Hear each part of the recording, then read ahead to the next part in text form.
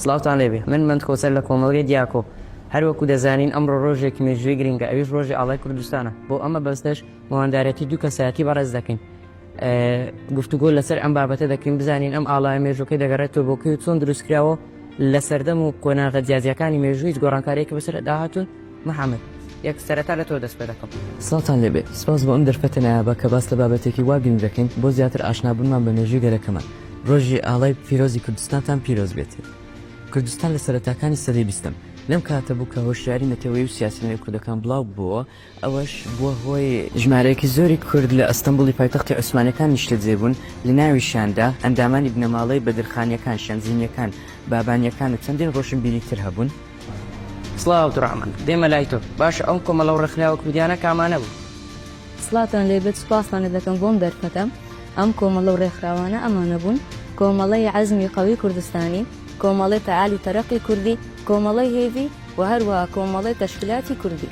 دەستەکانت خۆش بێ باشە لە کامێکێک لەو کۆمەڵە و ڕێکخراوانە ئاڵای ئەمڕۆ کوردستان دروستکراوە. لە ساڵی 1990 زاینی لەلایەن کۆمەڵی تەشکیلاتی کۆمەڵایەتی کوردی بە سەرکردایەتی ئەمین عالی بەدرخان ئەم ئاڵایی ئەمڕۆی کوردستان دانراوە و دواتریش لە ساڵی 1920 زاینی لەلایەن زەین العابدین دروستکراوە. باشە زەین العابدین کێ بوو؟ زەین العابدین نووسەری گشتی کۆمەڵەی تەشکیلاتی کۆمەڵایەتی کوردستان بوو.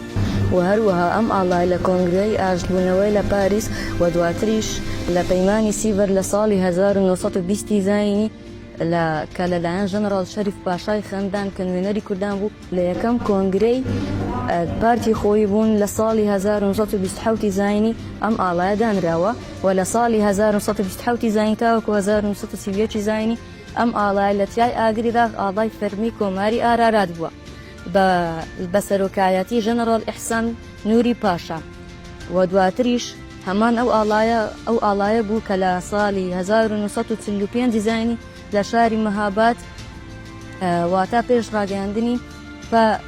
ڕاگەیاندنی کۆماری حکوومەت کۆماری کوردستان لەلایەن شۆڕژگێرەوە لەسەر دامدەستگا حکوومیەکان هەڵکرا و پاشان بوو بە ئاڵای کۆماری کوردستان لە مەهاباد لە ساڵی 1946 زاینی.